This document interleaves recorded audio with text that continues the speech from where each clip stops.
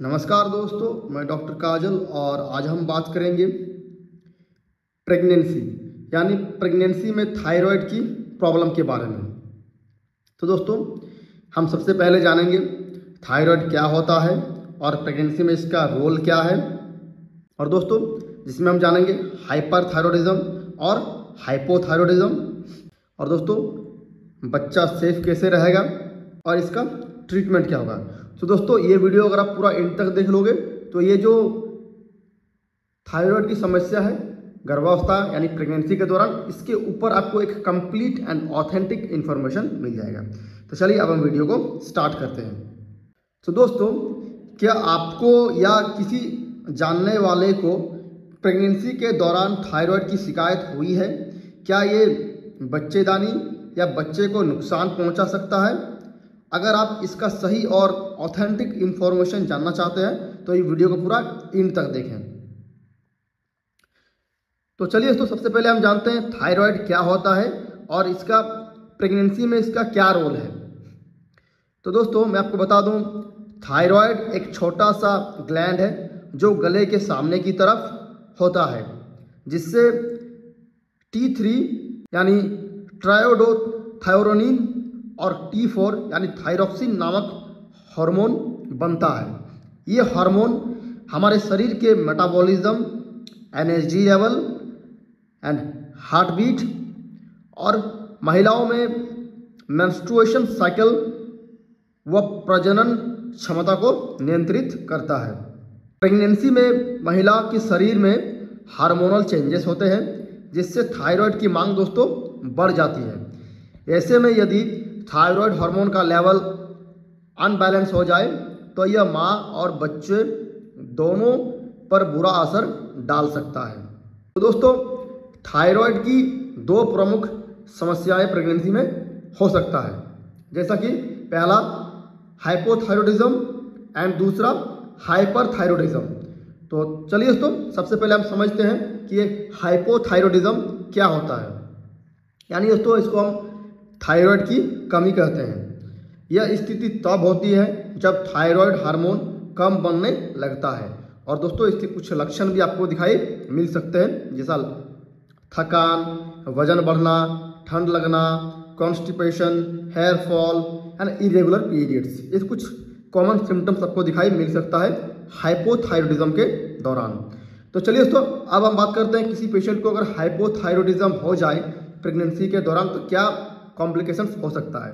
तो दोस्तों, इससे आपका मिसकैरेज यानी गर्भपात हो सकता है, समय से पहले प्रसव डिलीवरी हो सकता है, इसे मेडिकल टर्म में प्री टर्म लेबर भी कहा जाता है। एंड दोस्तों, जो बेबी होता है, जो बच्चा होता है, जो शिशु होता है, उसका ब्रेन का जो डेवलपमेंट है उसमें भी ये प्रॉब्लम क्रिएट कर सकता है। और दोस्तों, साथ में लो बर्थ वेट भी हो सकता है। तो चलिए अब हम समझते हैं हाइपरथायरॉयडिज्म क्या है। तो दोस्तों, हाइपरथायरॉयडिज्म का मतलब होता है थायराइड के अधिकता यानी थायराइड की मात्रा ज़्यादा होना। दोस्तों, ये तब होता है जब T3 और T4 हार्मोन ज़रूरत से ज़्यादा बनने लगते हैं। कारण दोस्तों, कॉजेज है, प्रेगनेंसी में अक्सर ग्रेव्स डिजीज देखने को मिलता है।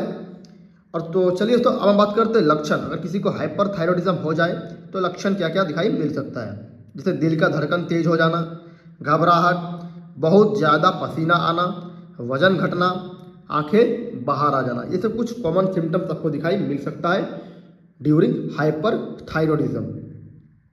तो चलिए अब हम बात करते हैं प्रेगनेंसी में क्या क्या खतरे हो सकते हैं, जैसे हाई बीपी, जैसे प्री एक्लैम्प्सिया एंड समय पूर्ण डिलीवरी और भ्रूण का जो ग्रोथ है वो रुकना, जन्म के बाद नवजात में थायराइड की समस्या होना।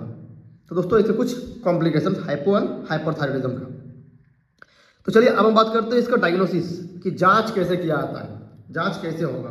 तो प्रेगनेंसी में थायराइड टेस्ट कराना बहुत जरूरी होता है, जैसे TSH यानी thyroid stimulating hormone, free T4, free T3 and anti TPO antibody auto immune reason पता करने के लिए ये टेस्ट किया जाता है। और दोस्तों एक इम्पॉर्टेंट बात मैं आपको बता दूं, प्रेगनेंसी के दौरान अलग अलग ट्राइमेस्टर में टीएसएच की नॉर्मल रेंज अलग अलग होता है। तो चलिए अब हम बात करते हैं इसका मैनेजमेंट यानी ट्रीटमेंट के बारे में कि अगर तो ट्रीटमेंट जानने से पहले मैं आपको बता दूं, हाइपोथायरॉयडिज्म का अलग ट्रीटमेंट है एंड हाइपरथायरॉयडिज्म का अलग ट्रीटमेंट है। तो सबसे पहले हम जानेंगे हाइपोथायरॉयडिज्म का इलाज। दोस्तों इसमें लीवोथायरॉक्सिन नामक दवा दिया जाता है। डोज प्रेगनेंसी के दौरान बढ़ सकता है। हर 4 से 6 सप्ताह में टीएसएच चेक कराना बहुत जरूरी हो सकता है। तो चलिए अब हम बात करते हैं हाइपरथायरॉयडिज्म का मैनेजमेंट यानी इलाज के बारे में। दोस्तों इसमें एंटी थायरॉयड ड्रग जैसे पीटीयू या मेथिमाजोल, रेडियो एक्टिव आयोडीन प्रेगनेंसी में वर्जित होता है। जरूरी हो तो ऑपरेट भी किया जा सकता है एंड सेकेंड ट्राइमेस्टर में ही। तो चलिए दोस्तों अब हम बात करते हैं कि बच्चा सेफ एंड सुरक्षित कैसे रहेगा। तो दोस्तों पहला है नियमित टेस्ट कराते रहें, डॉक्टर की सलाह से दवा लेते रहें, थायराइड कंट्रोल में रहेगा तो बच्चा भी पूरी तरह से हेल्दी रहेगा। तो आपको इसमें कोई डरने वाला बात नहीं है। अगर आप या कोई भी महिला गर्भवती है तो थायराइड की जांच जरूर कराएं। थायराइड को नज़रअंदाज करना माँ और बच्चे दोनों के लिए खतरनाक हो सकता है। तो दोस्तों ये इन्फॉर्मेशन को ज़्यादा से ज़्यादा शेयर करें ताकि सभी फीमेल्स इस ज़रूरी बात को जान सकें। अगर वीडियो पसंद आया हो तो लाइक, शेयर और सब्सक्राइब जरूर करें। तो चलिए दोस्तों मिलते हैं एक नए टॉपिक के साथ एक न्यू वीडियो में। Thanks for watching this video.